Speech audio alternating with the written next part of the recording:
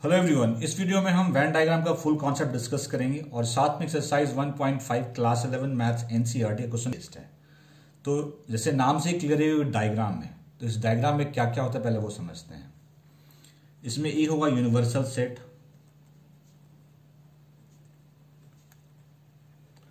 और बाकी कुछ और दूसरे सेट होंगे अदर सेट्स। ये अदर सेट्स जो होंगे वो इसके सबसेट होंगे, सबसेट ऑफ यूनिवर्सल सेट। मैं लिख दे रहा हूं यहां पे सबसेट ऑफ यूनिवर्सल सेट।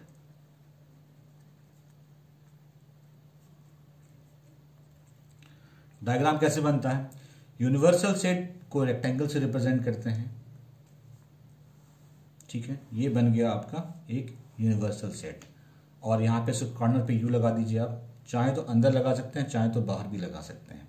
और बाकी सेट्स जो होते हैं, अदर सेट्स जो होते हैं, subset of this universal set, उसको या तो सर्कल से रिप्रेजेंट करते हैं, जैसे मानो कि कोई सेट ए है, सर्कल से रिप्रेजेंट करते हैं, या फिर उसको इलिप्स से रिप्रेजेंट भी करते हैं।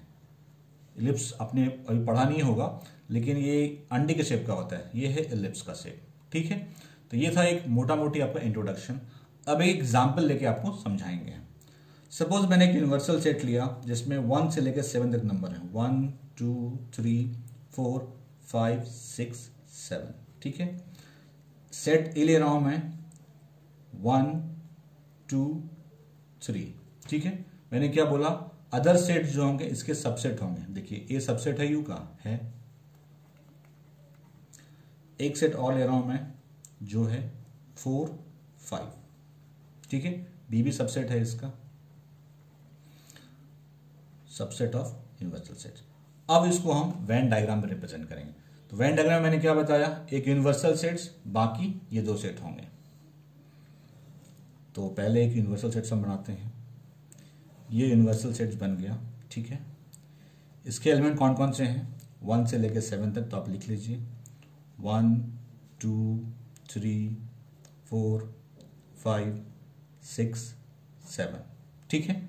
सेट ए क्या है? 1 2 3। तो ये हो गया सेट ए। ये किस शेप का आ रहा है? इलिप्स के शेप का आ रहा है, ठीक है। बी 4 5, ये हो गया सेट बी। तो यूनिवर्सल सेट यहाँ पे ऐसे यानी इलिप्स बनाया, तो इसके ऊपर लिख देते हैं हम लोग ए, क्योंकि ये सेट ए है। यहाँ पे ऊपर लिख दिया ये बी है। लेकिन ये हमेशा पॉसिबल नहीं है इस तरह से नंबरिंग करना, क्योंकि अगर मैं कहता हूं कि यूनिवर्सल सेट है सेट ऑफ इंटीजर्स, तो क्या सारे इंटीजर्स हम लिख पाएंगे इसके अंदर? नहीं लिख पाएंगे। तो सिंपली एक हम रेक्टेंगल बना देते हैं। उसी तरह बहुत बार ऐसा होता है जो सबसेट होते हैं इसके, ये भी इतने बड़े होते हैं कि इसको आप लिख नहीं पाएंगे। तो उसके लिए भी हम सिंपल एक सेट सर्कल बना करके उस पर नेमिंग कर देते हैं। अब हम लोग देखेंगे ऑपरेशन ऑफ सेट्स को वेन डायग्राम में कैसे रिप्रेजेंट करते हैं, like union of sets, intersection of sets and difference of sets. Operations of set. Operation of sets के अंदर ये तीन चीजें आती है, union of set, intersection of set और डिफरेंस ऑफ सेट। इसमें हम दो सेट का यूनियन निकालेंगे, इसमें दो सेट का इंटरसेक्शन निकालेंगे और इसमें डिफरेंस निकालेंगे। फर्स्ट में लेता हूं union of set. Suppose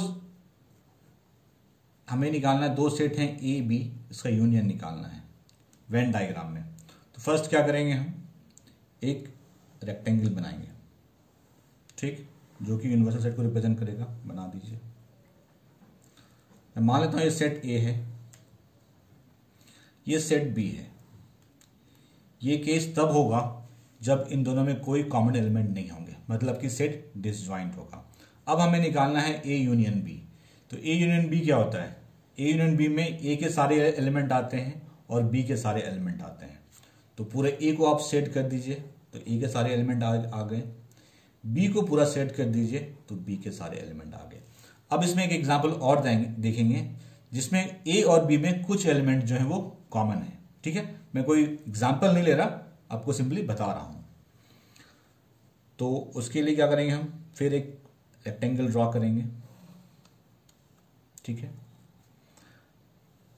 set बनाया ए, सेट बनाया बी। ये क्रॉस मैंने क्यों किया? क्योंकि इस बार जो है सेट ए और सेट बी में कुछ एलिमेंट जो है वो कॉमन है, ठीक है। हमें क्या निकालना है? ए यूनियन बी, ठीक है। तो ए के सारे एलिमेंट आएंगे और बी के सारे एलिमेंट भी आएंगे, तो उसको आप सेट कर दीजिए ऐसे।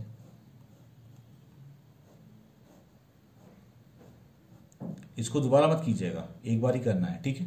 दोबारा करने का मतलब क्या होगा, क्योंकि हम जानते हैं कि सेट में रिपीटेशन नहीं होता है, दोबारा करेंगे तो एलिमेंट्स रिपीट होने लगेंगे। तो ये था आपका ए यूनियन बी, जब कुछ एलिमेंट्स कॉमन है। जब कुछ एलिमेंट्स कॉमन नहीं होंगे तो ऐसा बनेगा। नेक्स्ट है इंटरसेक्शन ऑफ सेट्स। अगर हमें निकालना है, दो सेट हैं ए और बी और इसका इंटरसेक्शन निकालना है हमें, ठीक है। कॉन्सेप्ट वही है, एक वेन डायग्राम, एक यूनिवर्सल सेट पहले ड्रॉ करेंगे, हम ड्रॉ कर दिया यूनिवर्सल सेट। सेट ए बनाया, सेट बी बनाया। जब इंटरसेक्शन निकालना हो तो ये वाला चीज कभी नहीं आएगा, डिसजॉइंट सेट कभी नहीं आएगा। क्यों नहीं आएगा, क्योंकि इंटरसेक्शन का मतलब ही होता है कि उसमें कुछ एलिमेंट्स कॉमन होंगे, इसलिए हमने इसको कट कर दिया है। तो इंटरसेक्शन में हम जानते हैं क्या होता है, दोनों सेटों में जो एलिमेंट कॉमन होते हैं वही होता है इंटरसेक्शन। तो अब देखिए सेट ए और सेट बी में कौन सा पोर्शन कॉमन है, ये पोर्शन कॉमन है, तो ये हो गया आपका A intersection B, A intersection B. और ये पूरा क्या था, A union B. I hope समझ गए होंगे। अब आते हैं डिफरेंस ऑफ सेट पे। थर्ड है डिफरेंस ऑफ सेट। इसमें हम दो सेट का डिफरेंस निकालेंगे। सपोज एक सेट ए है और एक सेट बी है, इसको वेन डायग्राम में हम कैसे रिप्रेजेंट करेंगे, बहुत सिंपल है। पहला फर्स्ट स्टेप तो ये है कि पहले आप एक यूनिवर्सल सेट बनाइए जो कि रेक्टेंगल का शेप होगा, ठीक है। सपोज मैंने एक सेट बनाया ए और ये एक सेट बनाया बी। हमें क्या निकालना है, ए माइनस बी। ए माइनस बी क्या होता है, ए के सारे एलिमेंट उसमें आएंगे लेकिन जो एलिमेंट बी के साथ कॉमन होगा वो नहीं आएंगे।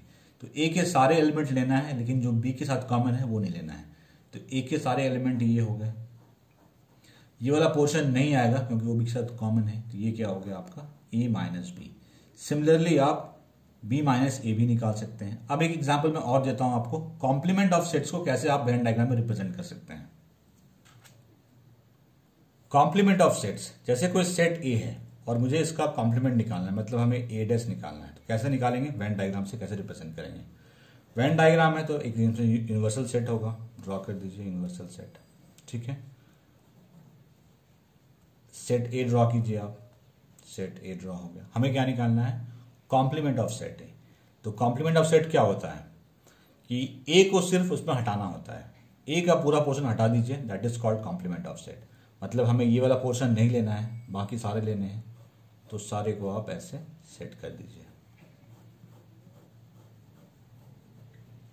ये है आपका complement of set A. I hope आपको वेन डायग्राम क्लियर हो गया होगा, सारे ऑपरेशंस भी क्लियर हो गए। अब question 5, draw appropriate Venn diagram of each of the following. इनके लिए हमें वेन डायग्राम बनाना है। फर्स्ट है ए यूनियन बी का कॉम्प्लीमेंट, ठीक है। तो पहला स्टेप क्या है, एक हम बनाएंगे यूनिवर्सल सेट, बन गया एक रेक्टेंगल यूनिवर्सल सेट बन गया, ठीक है। दो सेट हैं ए बी, सपोज ये ए है, सपोज ये बी है, ठीक है। तो पहले निकालेंगे हम ए यूनियन बी। तो ए यूनियन बी में क्या आएगा, ये पूरा पोर्शन आ जाएगा ए यूनियन बी में। अब हमें निकालना है उसका कॉम्प्लीमेंट। तो कॉम्प्लीमेंट मैंने क्या बताया आपको, जो पोर्शन है उसको हटा देना है। अगर ए कॉम्प्लीमेंट निकालते हैं तो ए वाले पार्ट को हटा देते हैं, बी का निकालना है तो बी को हटा देते हैं। यहां पे क्या निकालना है हमें, ए यूनियन बी का कॉम्प्लीमेंट। तो जो ए यूनियन बी वाला पार्ट है उसको रिमूव कर देना है। तो ए यूनियन बी वाला पार्ट ये पूरा है, सेट ए और सेट बी।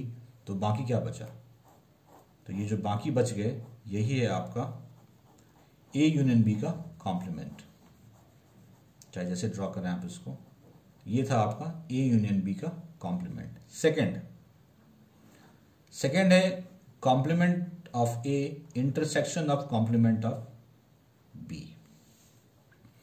फर्स्ट स्टेप ये है कि आप एक यूनिवर्सल सेट बनाएं, जो कि मैंने बना दिया यहां पे, ठीक है। सेट ए बनाया, सेट बी बनाया, ध्यान से देखिएगा मेरी बातों को, ठीक है।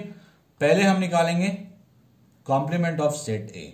इसका मतलब क्या हुआ, ए को छोड़ के सारा पार्ट, मतलब ये वाला पार्ट हट गया। फिर निकालेंगे हम बी, तो बी वाला पार्ट पूरा हट गया।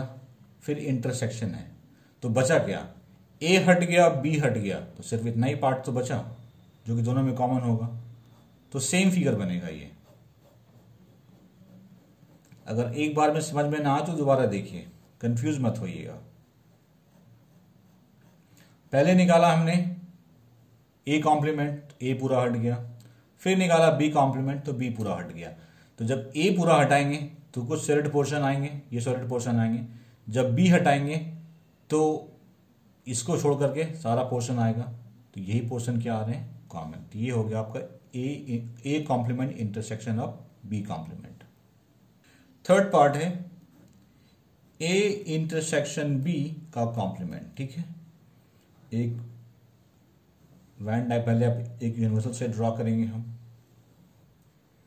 ठीक है, ये सेट ए है, ये सेट बी है। ठीक है, अब देखिए हमें क्या निकालना है, ए इंटरसेक्शन बी का कॉम्प्लीमेंट। तो पहले देखते हैं ए इंटरसेक्शन बी क्या है। ये वाला पोर्शन ए इंटरसेक्शन बी है, हमें सब कॉम्प्लीमेंट निकालना है, मतलब इस पोर्शन को हटा देना है। तो बचेगा क्या, ये पूरा पोर्शन।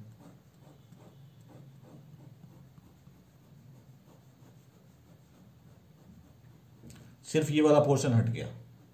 ये था आपका ए इंटरसेक्शन बी का कॉम्प्लीमेंट। फोर्थ पार्ट में हमें complement of set A union complement of set B को वैन डायग्राम से रिप्रेजेंट करना है। एक वैन डायग्राम पहले बता देता हूं, जिस पहले एक यूनिवर्सल सेट, फर्स्ट स्टेप तो यही है कि एक यूनिवर्सल सेट ड्रॉ करना है आपको। कर दिया ड्रॉ। ठीक है, ये सेट ए है मान लीजिए, और ये सेट बी है। फर्स्ट हम निकालते हैं कॉम्प्लीमेंट ऑफ सेट ए। ठीक है, तो कॉम्प्लीमेंट सेट का मतलब क्या, ए के अलावा सब कुछ। तो बनाइए इसे।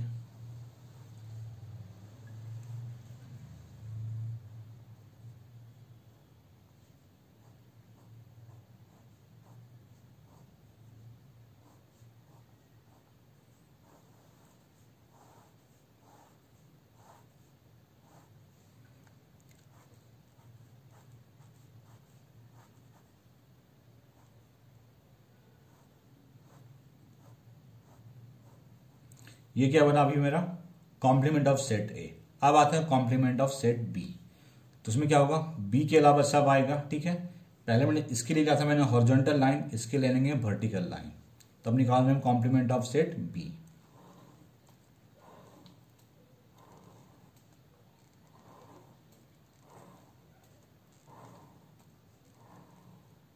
ठीक है,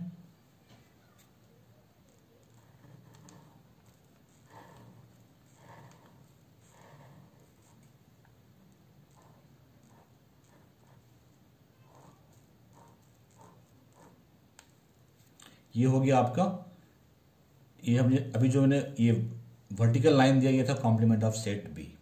हमें क्या निकालना है, इन दोनों का यूनियन। यूनियन में क्या होता है, यूनियन में वो एलिमेंट भी लेते हैं जो दोनों के पास होता है, और वो एलिमेंट भी लेते हैं जो किसी एक के पास होता है। तो इसमें कौन सा पोर्शन आएगा, इसमें जो क्रॉस किए हुए पोर्शन है, जिसमें डबल डबल लाइन है, वो तो लेंगे ही लेंगे, जिसमें सिंगल सिंगल लाइन है वो भी लेंगे। तो बचा क्या, तो मतलब ये सब क्या था आपका, complement of set A union complement of set B.